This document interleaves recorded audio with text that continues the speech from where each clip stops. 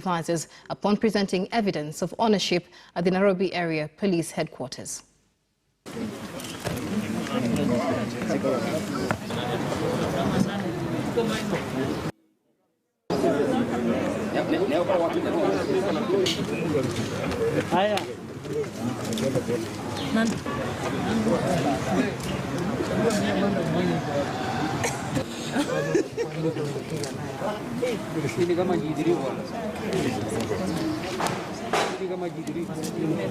Tuko na ile watu wanavunja magari zikiweko katika area za parking.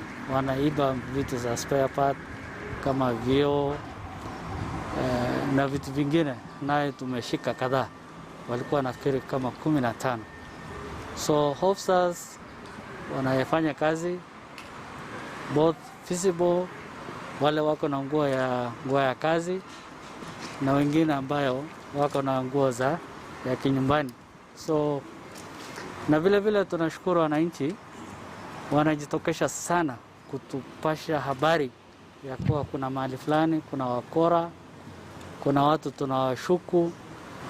So tunasema wananchi tuendelee tufanye kazi pamoja na tushirikiane pamoja. Bila wananchi hizi hatungepata. Ninahimiza wananchi tukufu,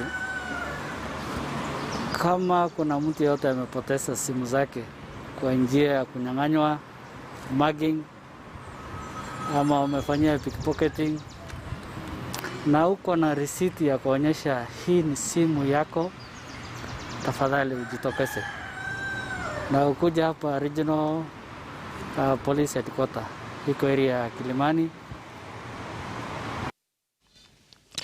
Now, Kenya yesterday recorded 318 new cases of COVID-19, with 10 people succumbing.